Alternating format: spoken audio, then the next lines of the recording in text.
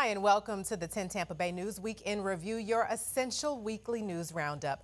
I'm Emerald Morrow, and over the next 30 minutes, we are bringing you important and in-depth stories from across the Tampa Bay area, the stories you will not find anywhere else.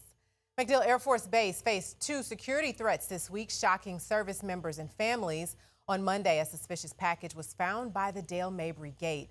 The FBI said field tests showed it contained possible energetic and dangerous materials. Then on Wednesday, someone called in a threat. 10 Tampa Bay News reporter Chris Hurst spoke to MacDill family members about how they are handling the situation. As jets and ships under CENTCOM command continue fighting Iran. We were just picking up some medicines. Here at CENTCOM headquarters at MacDill Air Force Base, another threat means long lines and errands unfinished for the thousands of servicemen and women and their families who pass through every day. We were in the car for, almost 4 hours waiting because they wouldn't let us go anywhere. Our families here at MacDill Air Force Base have been under some stress for more than just this week.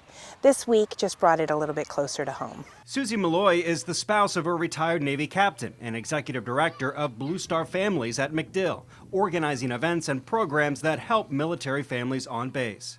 I would say stress from the beginning of the conflict with Iran, and plus some days leading up to it as our service members locally, some of them have deployed. Her husband, now in the private sector, was on base when the shelter-in-place order came down today. He just didn't leave his office and continued to work. However, there were many families that were stuck either trying to get onto base or to get off of base. She says some events in the near future are canceled to free up security and support services as the base remains on its second highest threat level, FPCON Charlie. One of the things all of us can do is do your part. Check on your military neighbor. Bring them a meal. Tell them you appreciate them. Those are the little things that go a long way in times like this. And that was Chris Hurst reporting. MacDill isn't the only military base in America on alert. Fort Dix in New Jersey went on lockdown this week for a suspicious package that later turned out not to be a threat. Closure this week for the family of a local mother nearly 2 decades after her murder. Michael King kidnapped, raped, and killed Denise Amber Lee in 2008. 1 year later, 10 Tampa Bay News was in the courtroom when King was convicted and sentenced to death. And 10 Tampa Bay News reporter Kristen Barbarisi witnessed the moment he was executed by lethal injection at the Florida State Prison. She spoke to Denise's family just minutes after the execution. The execution began at 6 o'clock with Denise's parents, siblings, son, and brother sitting in the front row wearing pink, her favorite color. At 6:01, Michael King spoke his last words. He didn't apologize or ask for forgiveness, but he did say he found Jesus in prison. At 6:03, they started administering the drugs, and at 6:06, King lost consciousness. At 6:13, he was pronounced dead. Denise's family says this is the closest thing they will ever get to justice. Finally, it's over.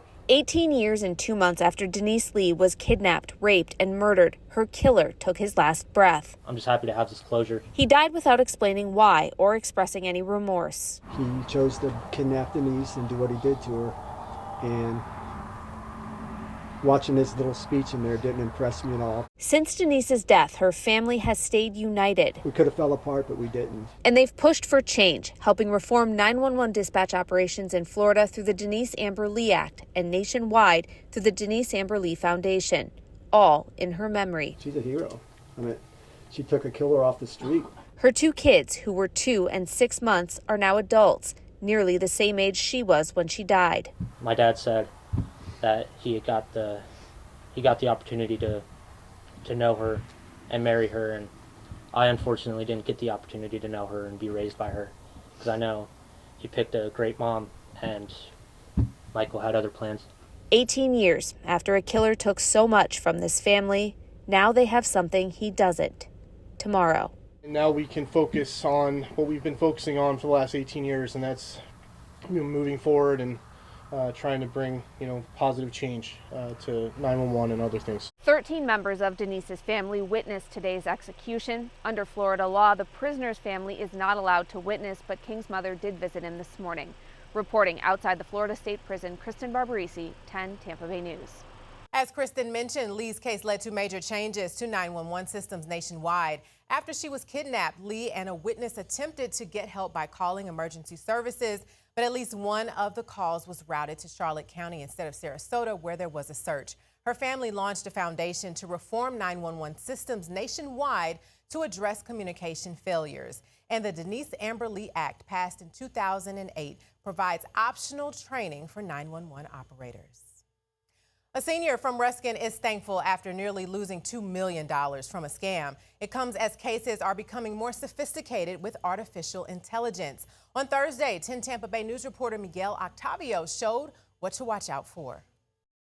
A customer from Fifth Third Bank says she nearly wired more than $1.7 million to a scammer, but the real bankers were able to stop it just in time. Right now, this is one example of how sophisticated the scam was.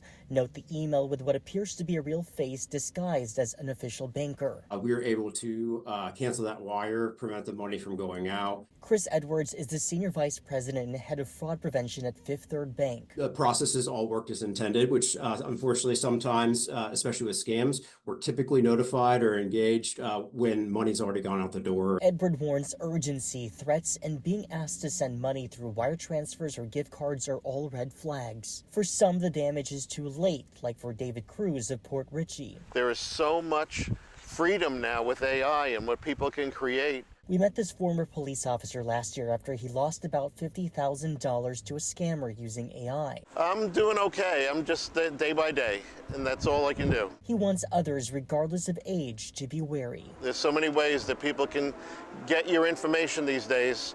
You just never know who you're really talking to unless you're right in front of them. If you feel a sense of urgency, that's certainly a cause to pause. Data from Fifth Third Bank shows that bank impersonation scams have actually tripled over the past year, and that seniors are being targeted disproportionately.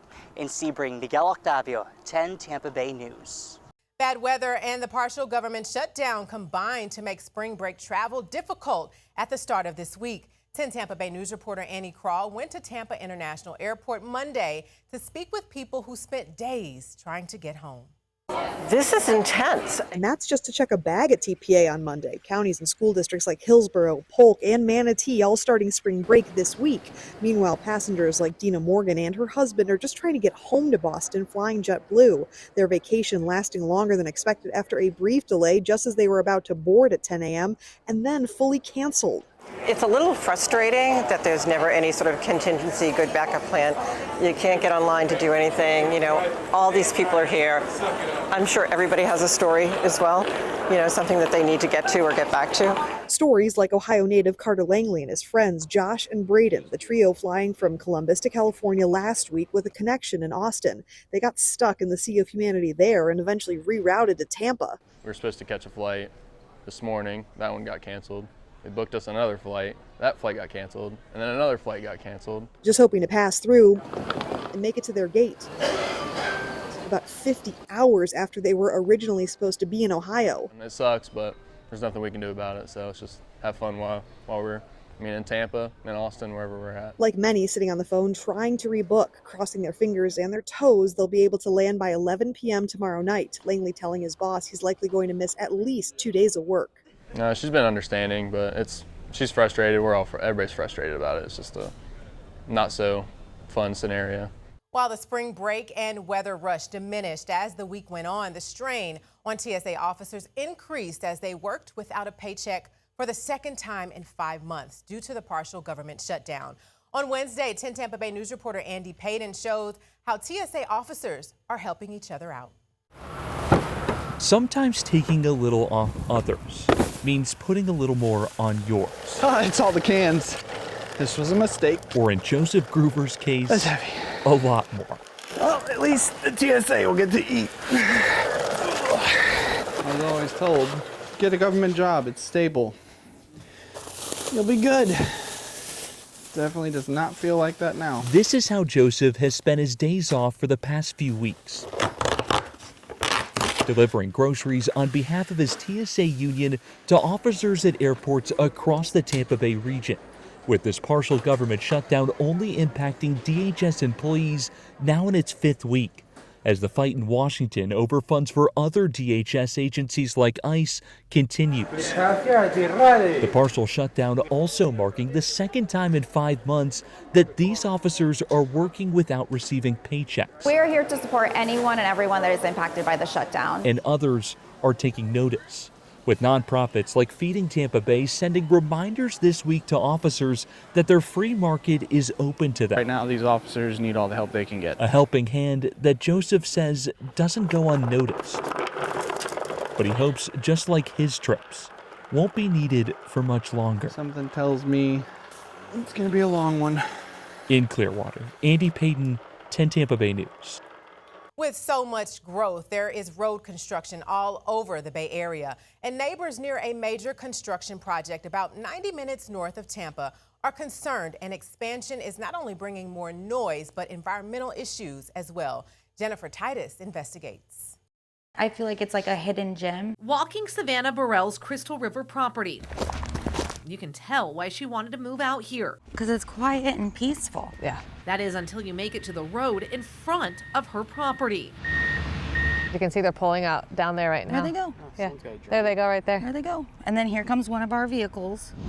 Noise has picked up out here due to the construction of the Suncoast Parkway State Road 589 extension project.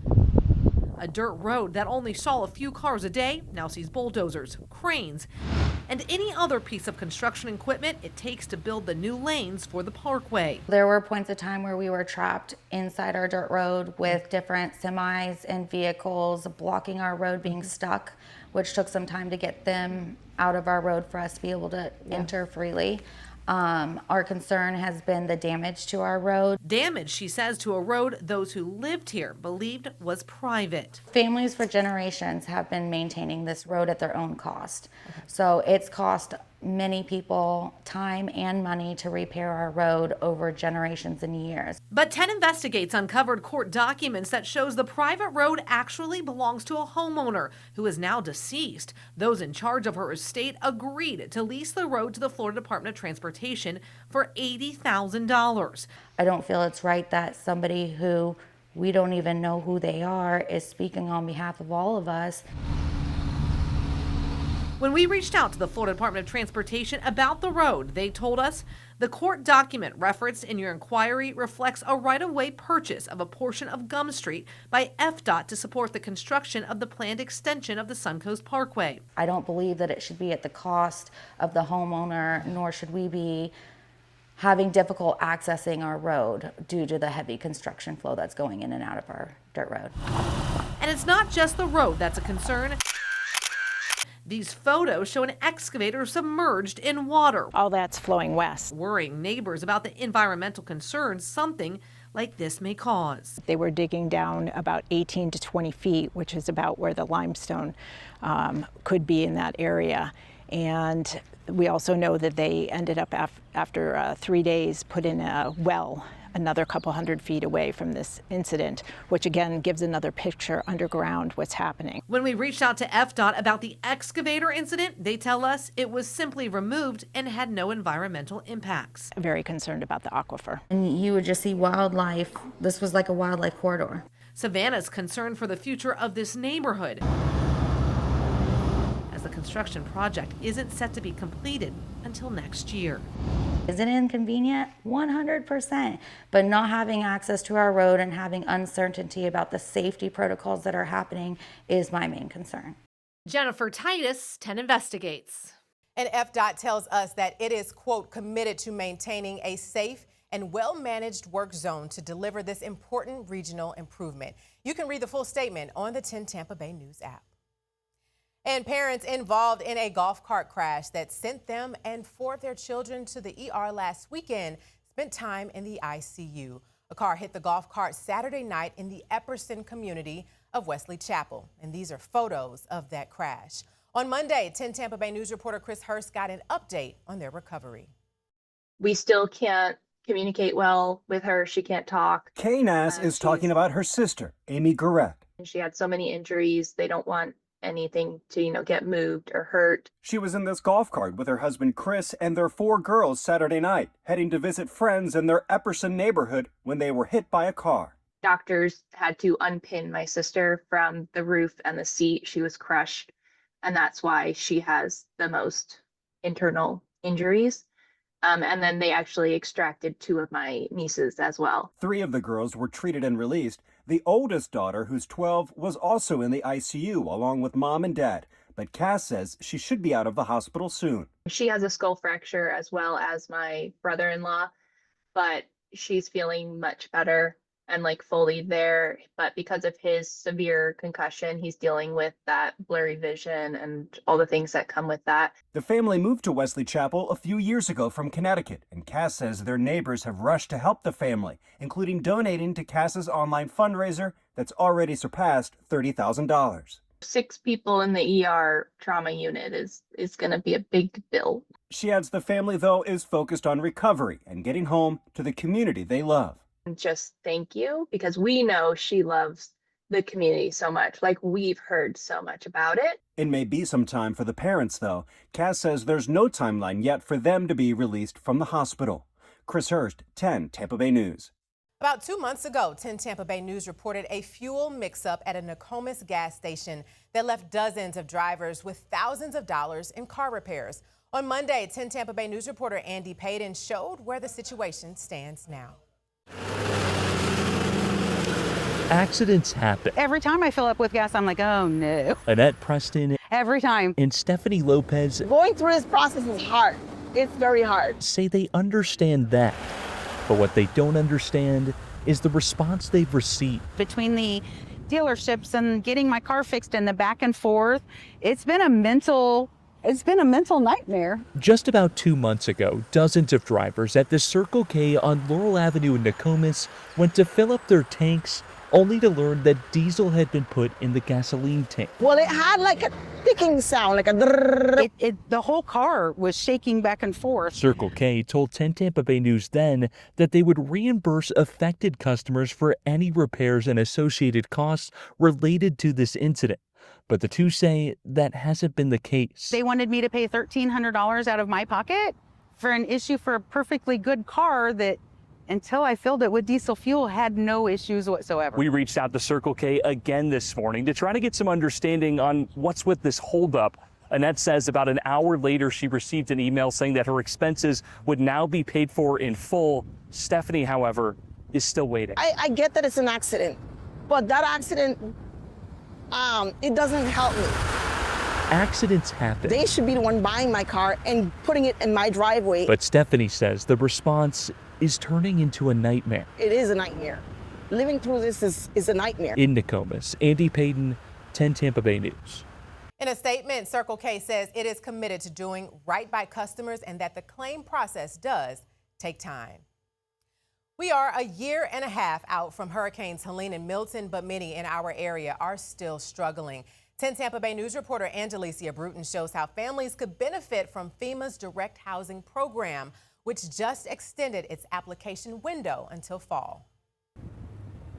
FEMA says that they provided temporary housing to 649 families displaced from Hurricane Helene in Milton. Now, they say that 366 families have already transitioned to permanent housing. Now, this extension will help more than 100 families that are still displaced from those storms. It's been almost 18 months since Hurricanes Helene and Milton devastated multiple communities in Tampa Bay. Since then, FEMA says they've been providing mobile homes and travel trailers to families as they secure more permanent homes. Pinellas County says these are the approved locations where FEMA trailers are currently permitted across the county. Many people in Shore Acres say they applied for this assistance, but were denied. Today, if you drive through the community, you can see many have bought their own trailers as they rebuild. A lot of people got hurt out here, and they're just now getting back in their houses. A lot of them are still out of their houses. I know an Uber driver I use, he's still out of his house. And I walk by it on my daily walk. It's a shame. FEMA says starting in April, residents will have to pay monthly rent. Residents will pay 25% of the HUD fair market rate, and it will go to 50% in June. Angelicia Bruton, 10 Tampa Bay News.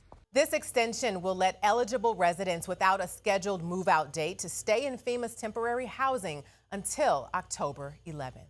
Residents at the Portland, an income-restricted affordable apartment building in St. Petersburg, say they are frustrated after a days-long elevator outage. They say communication has been limited, and for some, even basic daily tasks have become a challenge. 10 Tampa Bay News reporter Kristen Barbarisi explains what's happening and the response she got from the building's owner.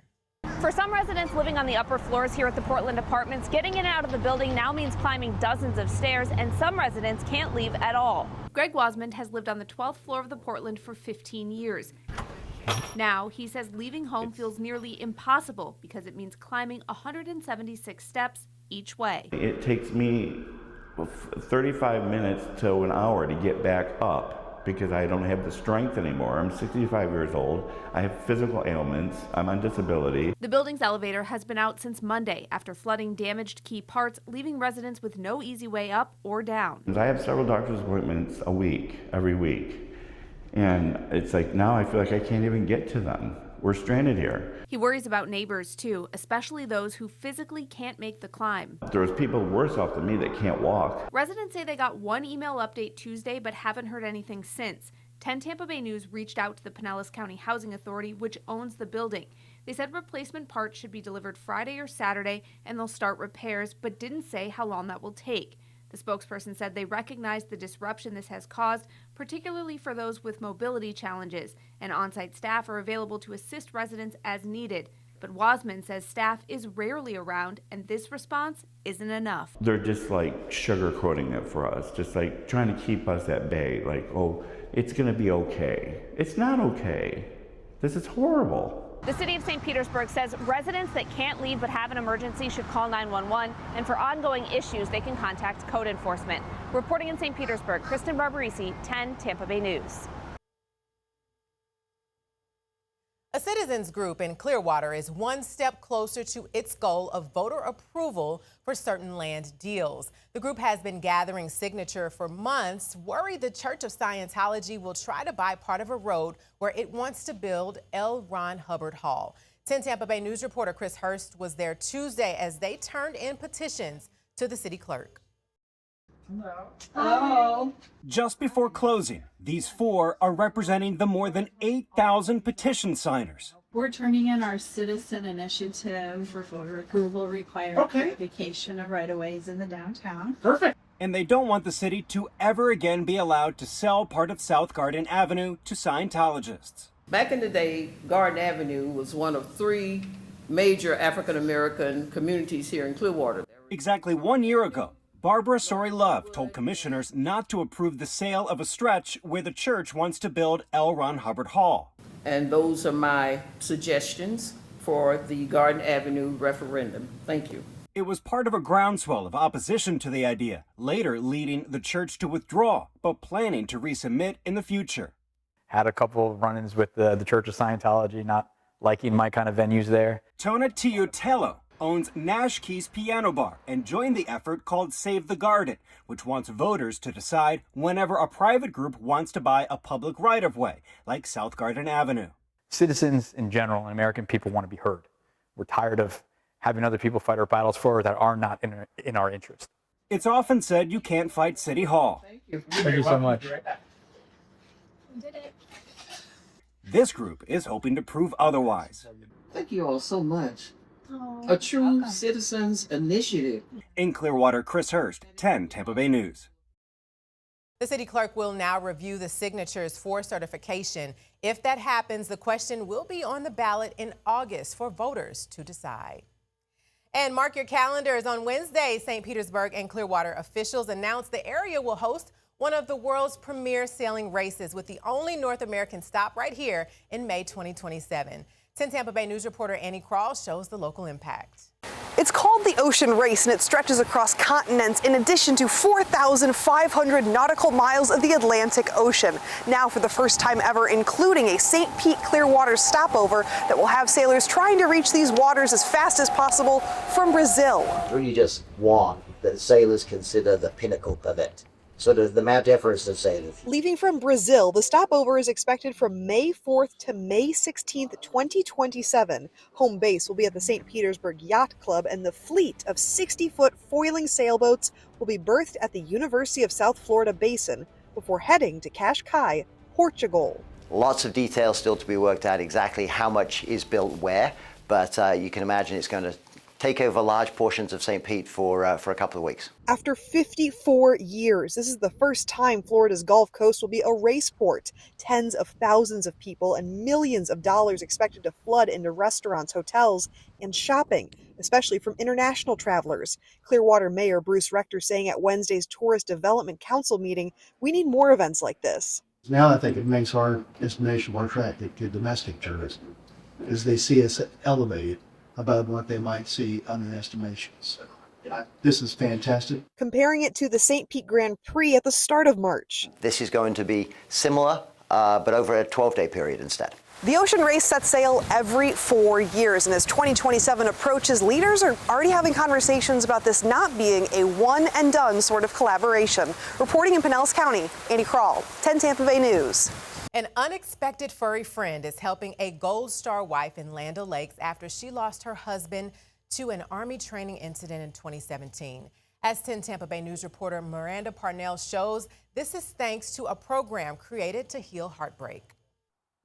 In a neighborhood where the flags fly high and service is never forgotten, one family has spent the past 5 months welcoming a new member who lends a hand or paw. He's more than a service dog. He's a bridge to the life that I thought I'd lost. When life gets too overwhelming. Losing my husband was, it blindsided me. Jillian Hinton's husband, Terrence, was killed in an Army training incident, a tragedy that caused her to shrink her life out of caution as she was left to care for their 2 children. I started building a life that felt safe. I started self-isolating. I started having all my groceries delivered, my food delivered. I stopped traveling and visiting family. And that's all changed with Kylo, the first task-trained service dog from Dogs Inc., a nonprofit that offers support and healing to military families and veterans with skilled furry friends. He has unlocked a level of my life that I honestly thought was long gone.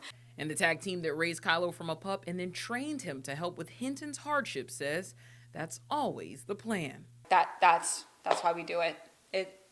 There's nothing better than that feeling. These dogs can change a person's life and make their life better, and it's just fulfilling. A change Hinton says that thanks to Kylo and Dogs Inc., she's now experiencing every single day. And I would just want them to know every single day when I get up, it's just nothing but gratitude for me. In Land O'Lakes, Miranda Parnell, 10 Tampa Bay News. The Valspar Championship started on Thursday in Innisbrook, bringing some of the biggest professional golfers and hundreds of fans to the area. That same day, 10 Tampa Bay News reporter Andy Payton showed why all eyes were on the so-called Snake Pit. The Valspar Championship is often decided on the final 3 holes, 16, 17, 18, better known as the Snake Pit. They're the hardest. It's 3 of the more difficult holes. It's one of the toughest closing stretches in all of the PGA Tour and can unravel a player's tournament in a matter of minutes, just like last year when Justin Thomas seemed all but certain to take this thing home until the Snake Pit struck. He bogeyed the last 2 holes there, and Victor Hovland came away victorious. So as the players prepare to face the Snake Pit again, we wanted to know if fans think they'd make it out alive. Yeah, I think I could do it. Okay. I could do it. Some good confidence. Yeah. You're punished for making the wrong shot here. Probably shoot about 20 over. Oh, yeah, you could easily do that. You easily could do that. There's no doubt about it. This tournament is better than the players because it's smaller, so you can get up closer to the players. It's just much more quaint and much more enjoyable. You almost got hit by a ball. Oh yeah, that's why we're standing here. The Snake Pit. This is the Snake Pit area. Got a souvenir from Davis Riley. And the Snake Pit has already claimed a victim. That'll take anybody out. We come all the way from Mississippi. He saw it coming and he said, "It's coming right at you, Mark." And then it bounced and I saw it and reacted and just got me on the forearm. And now you got a story to tell. Yeah, it's like, how many times can somebody say that? Thank you all so much for watching this Week in Review. Make sure you keep it right here on the 10 Tampa Bay News app for the latest information that impacts your life.